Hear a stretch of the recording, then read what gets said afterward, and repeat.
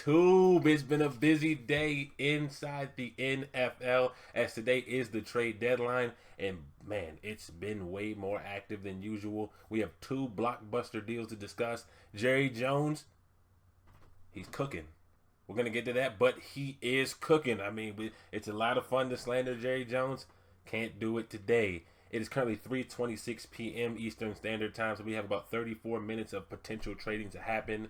And as that happens, I'll just edit it into the video. But I wanted to get a jump on recording this because we do have a decent amount of stuff to discuss. And so without further ado, we're going to start with news that happened before today because it kind of rolls into today and has obviously the trickle down effect on what the other teams are doing. And that's the rich getting richer. The Philadelphia Eagles acquire edge rusher Jalen Phillips from the Miami Dolphins in exchange for a 2026 third-round pick. Once again, Howie Roseman does it. If you don't think he's the best GM in all of football, you're A, not paying attention, or you just flat out don't like the Eagles, because Howie Roseman has done a tremendous job since he got the job in Philadelphia in building this roster, the way he manipulates the cap situation. Just overall, once again, A+ from Howie Roseman. I love the way he's drafted. I love the trades he makes. He's just overall the best. You know, I have to say that as a Packers fan, I do have to give the credit where it's due. Good job, Howie Roseman. But the Philadelphia Eagles currently sit atop the NFC at 6-2, and they're just not being complacent about it. They've struggled to get to opposing quarterbacks as they rank 25th in overall sacks this year with just 16. Now with the addition of Phillips, that should be able to get them to the quarterback and bring him down a lot more frequently. He is on an expiring deal where the Eagles will pay him $1.5 million while the Dolphins will pay the remainder of his signing bonus, which is a little over $5 million. And I do believe the Eagles and Phillips will be able to work out a deal that will keep him here for the foreseeable future. Maybe not 4 or 5 years into the future. Maybe a 2-3 year deal I can see happening. But if they're unable to do that, the Eagles will most certainly be getting a compensatory pick for losing him in free agency this offseason, which may end up being a third-round pick, which would mean this trade was essentially for free, but may fall in the fourth round, which wouldn't be too bad. Either way, the Eagles come out winners in this deal, and the Dolphins move off of a player that they don't see a part of their long-term future, and getting a third-round pick to do that is nothing to sneeze at. But the overall picture for the Dolphins, in my opinion, is Mike McDaniels will be gone at the end of the year. They're going to hit the reset button.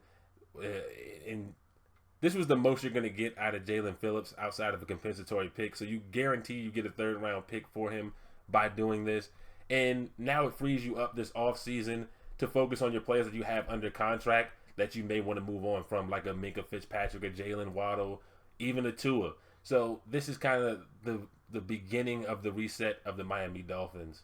Then we have the Chicago Bears acquiring defensive end Joe Tyron Shoyinka and a 2027 7th-round pick from the Cleveland Browns in exchange for a 6th-round pick. And this is more of a depth acquisition for the Chicago Bears as they've lost Dayo Odeyingbo for the rest of the season with an Achilles injury that occurred last week. And so the Bears are trying to shore up that defensive line with this move right here. Then we have the Baltimore Ravens acquiring defensive end Draymond Jones and from the Titans, and they will receive, and this is a fun one, a conditional 2026 5th-round pick from the Jets that could become a 4th-round pick if Jones gets 2 sacks and the Ravens make the playoffs. So the 2 sacks I can see happening.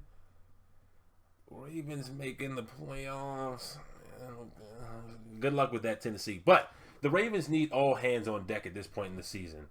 They're 3-5, and their defense has been uncharacteristically bad. I mean, flat out bad. 27 points per game allowed. That ranks tied for 24th in the league. 27th in yards allowed per game, which is almost 375 yards per game. I cannot remember a time where I can just definitively say the Ravens defense is bad. And we're at that point this year where the Ravens defense is just flat out bad and they need all the help they can get. But the positives are, what I think led to them making this kind of trade is they're riding a 2-game win streak. In their next 3 of the 4 games they play should be wins. The Vikings game, I'll call it 50-50. But then after that, they have the Browns, Jets. Those should be wins. And then they have the Bengals, which could be a good one. The Bengals offense is absolutely potent. And the Ravens defense is going to have their way with the Bengals defense. And so that's going to be a high-scoring affair. And the question is, can the Ravens offense do enough to win that game because they should be 3-1 these next 4 games, which would put them, well, if they're 3-1, that would put them 6-6, and if they lose to the Vikings, they'll be 5-7, and that still wouldn't put them completely out of the running for the playoffs, but they would be in a much tougher position. But with that being said, Jones has had a good season so far. He has 4.5 sacks, 5 tackles for loss, and 9 QB hits. And so I definitely expect him to come in and make an immediate impact on this Ravens defense. Then we have the Jacksonville Jaguars acquiring wide receiver Jacoby Myers from the Las Vegas Raiders in exchange for a conditional 4th-round pick. And this one's not as fun as the last one. It's just the earlier pick between the Jaguars and the Vikings. So whichever one is earlier, that'll go to the Raiders in exchange, and as well as a 6th-round pick. Myers gets his wish, and that's out of Vegas after they were unable to agree to a new contract this offseason. And the Jaguars get a wide receiver to replace Travis Hunter, who will be out at least for the next 3 weeks because he's on IR. Now, so far, Myers has had a good year. He has 33 catches for 352 yards, and that's with Geno Smith's massive struggles. There's just some games where it just seems like the Raiders offense literally can't do anything because Geno Smith is just having that bad of a game. And this is not to bash Geno Smith, but it's true. Like, there have been games this year where the Raiders offense just couldn't get anything going because of the amount of turnovers that were happening on behalf of Geno Smith. Now, in Jacksonville, with Trevor Lawrence, Brian Thomas Jr., Etienne in the backfield, and Travis Hunter coming back eventually, I think Jacoby Myers fits in really nicely with what Jacksonville has going on. And he's fresh off a 1,000-yard year last year, and he's playing for a new contract. So I think this is exactly what the Jaguars needed for their offense. And once Travis Hunter comes back with his speed, and with Brian Thomas Jr. commanding attention, I think Jacoby Myers will become a really, really fun target for Trevor Lawrence. But the Seattle Seahawks said, you're not the only team looking for a wide receiver. They get Rashid Shaheed from the New Orleans Saints in exchange for a 2026 4th and 5th round pick. And the Seahawks did need some help at wide receiver because they're pretty banged up at the moment. But wow, this is going to be a huge addition to an already potent offense that ranks 4th in passing yards per game, 9th in overall yards per game, and 5th in points per game. This Seattle team is gearing up for a real run at the Super Bowl, and I think that's why they paid a little bit more here than they had to realistically. Because when you look at it, Shaheed is going to be a free agent at the end of the year. He's on pace for his best season, which I think he'll definitely achieve now that he's in Seattle. And could be looking for a decent, I'm not talking about top 10 I'm not talking about anything like that, but a decent sized contract from a team this offseason. So realistically, Seattle probably didn't have to send a 4th and a 5th round pick to New Orleans to get this deal done. But when you have a chance to do what they can do this year, I don't think they really care all that much about the 4th and 5th round pick. They want a player that can fit right in their system and come in and make plays. So on that point, I'm not mad at them. I just think they didn't have to. But, you do what you got to do. As far as the Saints, they didn't have a choice but to accept this kind of deal because no one was going to beat this deal. Like I just said, I don't think Seattle had to pay this much for him. But I don't think anybody else was going to come in and beat this deal. So you have to take this deal while it's on the table. And as far as I know, or as far as I can hear, from the inside of the stuff, there was no contract extension talks for Shaheed. And so this is a really nice haul because it would either get this or nothing. And so good on both teams. Seattle gets much needed help in this department while the Saints still make out pretty good having to trade a good young player. Oh man, dare I say it. Dare I say it. Let Jerry cook, because the Cowboys made 2 very good moves in my opinion, and let's go in order. The Cowboys received linebacker Logan Wilson from the Cincinnati Bengals in exchange for a 2026 7th round pick. And this was a much needed move for everybody involved. Logan Wilson didn't want to be in Cincinnati anymore, and especially after his snap counts have been reduced in recent weeks. The Cowboys need much needed help for whatever they call that defense, if you can use that word to describe them. And the Bengals get one of the players that don't want to be there anymore out of the building. So 3 people involved, 3 people win. Now, the Cowboys defense ranks 2nd worst in the league, only to Cincinnati, in yards allowed per game at 397. They rank 2nd worst, only in front of Cincinnati, in points per game allowed at 30.8 points per game. And no, Jerry, you couldn't stop the run. I had to get it in there. Sorry, Mike is on my team now, so I can't let disrespect go. But in all seriousness, Logan Wilson is a much needed addition to this defensive unit. Number one, he's a very good tackler. Number two, he'll help against the run overall. And so I like this deal for Dallas. It's a low risk, high reward kind of deal because worst case scenario, if it doesn't work out, you lost a 7th round pick, big whoop, right? But I think Logan Wilson is going to be a much needed help to this Dallas defense for the next 2 years, as he has 2 years remaining on his 4-year deal originally. And as I was writing that, the Dallas Cowboys made a trade with the New York Jets, who are just selling everything, for Quinnen Williams, defensive tackle, in a great deal where they'll send a 2027 first round pick that's theirs, not Green Bay's, their own 2027 first round pick to the Jets, along with a 2026 second round pick in exchange for Williams. And this is just a tremendous acquisition on the part of the Dallas Cowboys, pairing Williams on the line with recently acquired from Green Bay defensive tackle Kenny Clark, who, like I said, in Green Bay, I think he just needed some help on the interior of that defensive line. And the same situation happened here in Dallas, and I think he's finally getting it with that all-pro kind of player in Quinnen Williams.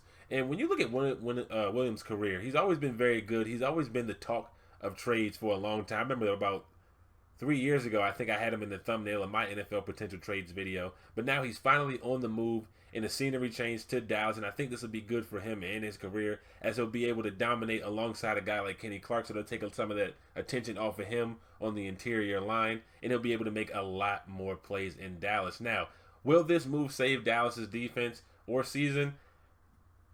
I don't think so. The secondary still needs help. Logan Wilson is going to need some assistance around him for that in that linebacker core. So overall, I think the Dallas defense still needs work, but I think these two trades are a great step in the right direction. They're not taking 2 steps forward. They're taking 3 or 4 steps forward, in my opinion, with these trades.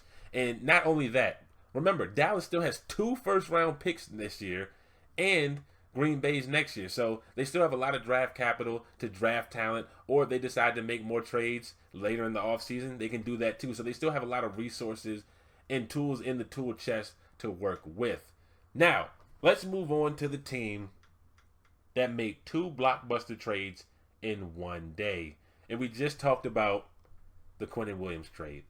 Let's talk about the Indianapolis Colts receiving cornerback Sauce Gardner from the New York Jets in exchange for a 2026 first round, 2027 first round, and wide receiver A.D. Mitchell. Overall, let's start with the Jets. A+. A+ from the New York Jets. Your season's over. The franchise has a lot of money committed to players. And honestly, it was just time for a reset. And that's exactly what they did today. Acquiring 3 first-round picks and a second-round pick, as well as a young receiver with some potential in A.D. Mitchell for 2 of your best defenders. And I think this will help the Jets usher in the Aaron Glenn era with an unprecedented amount of resources at their disposal. So Aaron Glenn will be able to build this team in his image and kind of get exactly what he wants. Whether it works or not remains to be seen, and I'm definitely going to be interested in seeing what the Jets are able to do with all of these resources. Remember, they still have Garrett Wilson, they still have Allen, they still have a lot of, they still have some talent on this team that they can either decide to keep. I heard that they said that Garrett Wilson was untouchable, or if they decide to move on from him in the offseason, they can still get a nice size haul for a Garrett Wilson kind of player. So I'm interested to see what the Jets decide to do here. And overall, trade deadline Jets, A+. 3 first-round picks, second-round pick, and A.D. Mitchell for 2 players who really weren't a part of your long-term plan. You get a good job from me. Now for the Indianapolis Colts. They were my favorite to win the Super Bowl yesterday when I went to sleep, even though they lost to the Steelers. And now they're even more my favorite to win the Super Bowl. I don't think they overpaid for Sauce either, because when you're getting an all-pro level player who was young in his prime, who just got his second contract, kind of like Micah Parsons, whose deal was clearly used in the framework of this agreement. 2 first-round picks and a player for an all-pro defender. So you can tell that the Colts and the Jets kind of used Green Bay and Dallas's trade as an outline for what they were going to do in their deal. And I think it works out for both teams, as the Jets get very valuable resources in 2 first-round picks, and Dallas got 2 very valuable resources in 2 first-round picks. And the Colts are making it very clear. They're going all in on this roster right now. When you look at the Colts, they sit atop of the NFL with a record of 7-2. They're tied with Denver and New England in terms of record at 7-2, but technically they have the tiebreaker. So if you look at the standings, they sit atop of the NFL. Not only are they atop the NFL in record, they're atop the NFL in points per game at 32.2 points per game. They're seventh best in the league in scoring defense at 20.1. And they're bolstering an already good defensive unit that's only weakness was yards per game allowed through the air, where it ranks 26th. And some of that was garbage time because the Colts have blown out 4 teams, so they're going to pass the ball more. So that kind of inflates that. But it was still a point of concern. But when you add a player like Sauce Gardner, that concern is gone. And so when you look at this Colts team, the offense is humming. The defense may allow some yards, but they don't allow points. And they're really not going to allow points with a player like Sauce Gardner on that side of the field. So that really takes away half the field. I really, really, really like what I'm seeing out of the Indianapolis Colts. And right now, they're my favorite to win the Super Bowl. Yes, that's what teams like the Eagles. Denver's defense looks good. The Packers, the Lions. I look at the Colts, even with the loss of the Steelers, and say, that's a football team.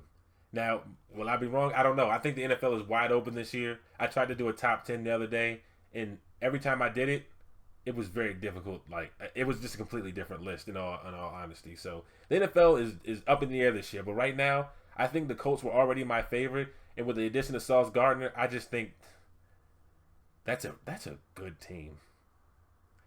The Colts, that's a good team. Now, that wraps up the trade deadline. My phone's been ringing, so if there's anything that I missed, I'm going to edit it into the video, but it doesn't look like I missed any more trades. It's now exactly 4:01 p.m., so all the trades are done. So anything coming in late, we'll get a chance to see.